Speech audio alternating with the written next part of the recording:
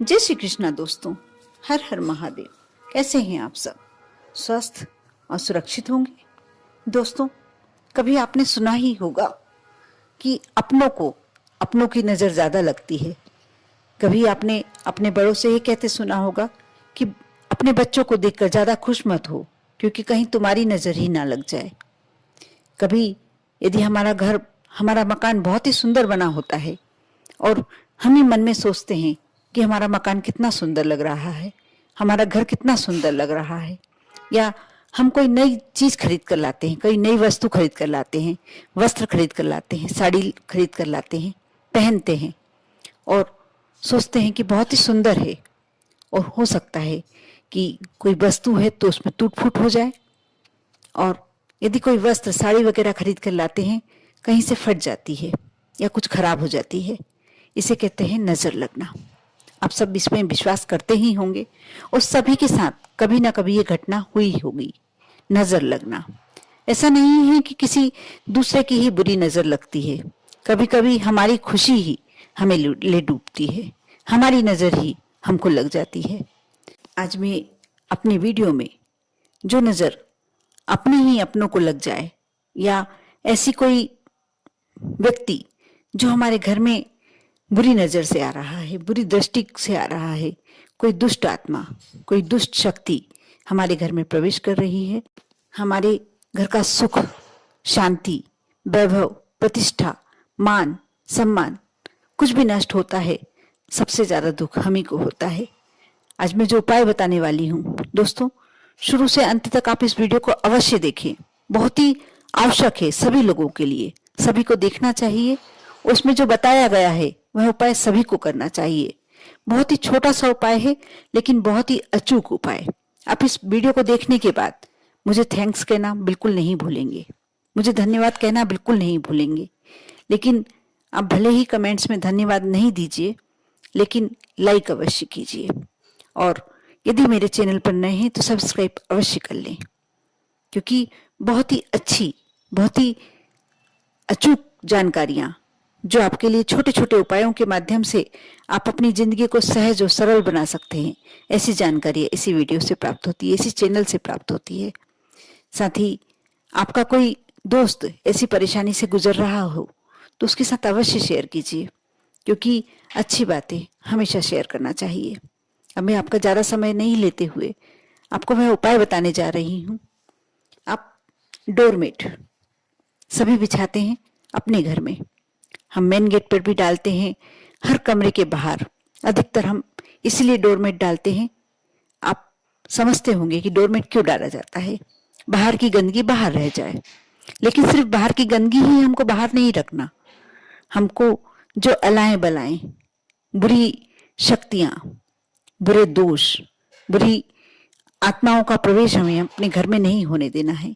तो हमें इस डोरमेट के साथ छोटा सा उपाय करना होगा।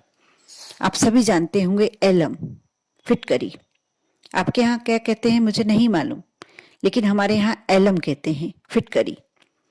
आप फिटकरी लीजिए, बाजार से बहुत आसानी से प्राप्त हो जाएगी। बहुत ही छोटी सी नमक जैसी आती है, जैसा खड़ा नमक होता है वैसे ही फिटकरी आती है।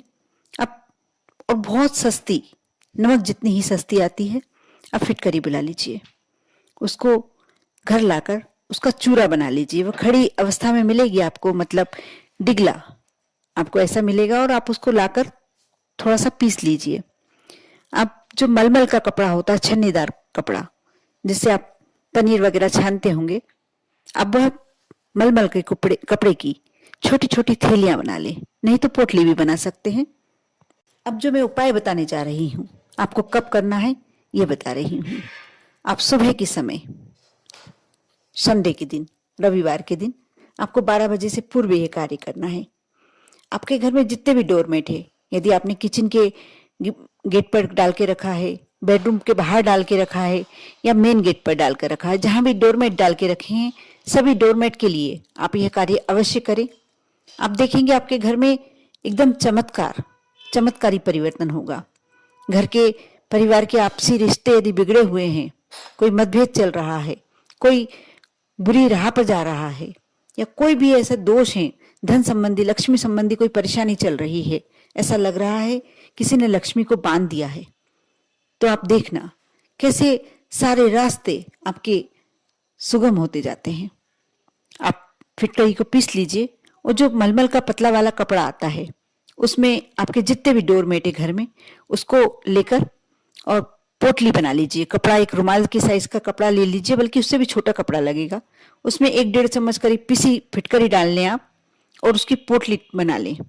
उसे डोरमेट पर किसी भी एक टाँके की सहायता से या टेप की सहायता से नीचे की साइड आप चिपका लें और संडे के दिन आपको 12 बजे के पहले ये कार्य करना है।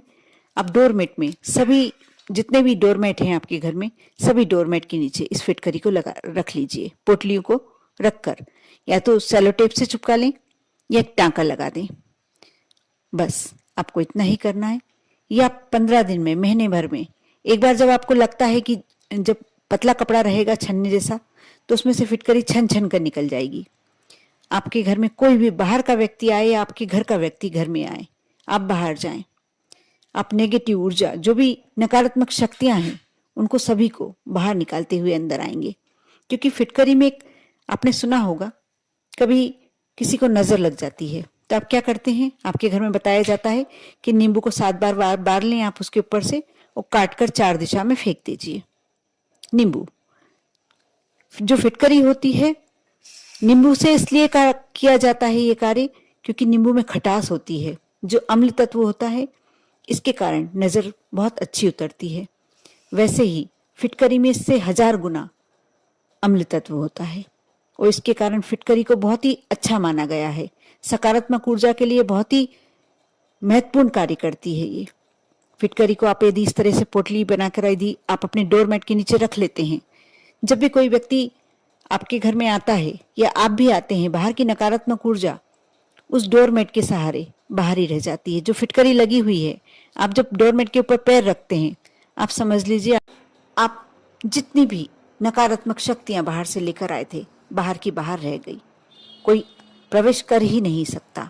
इस तरह से जब आप अपने किचन में, बेडरूम में, सब दूर आप डोरमेट जहां जहां बिछाया हुआ है आप वह लगा लेते हैं, तो आपके घर में हमेशा हर कार्य अच्छा होगा। कोई भी गलत कार्य हो ही नहीं सकता। कर देखें।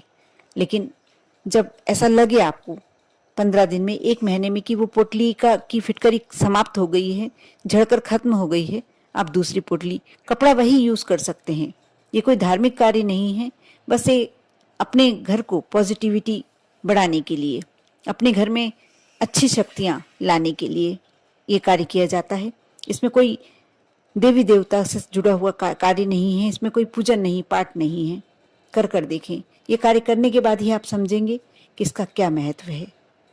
आप श्रद्धा और विश्वास के साथ करें। आप पर और आपके पूरे परिवार पर भोलेनाथ की कृपा हमेशा बनी रहे। ओम नमः शिवाय।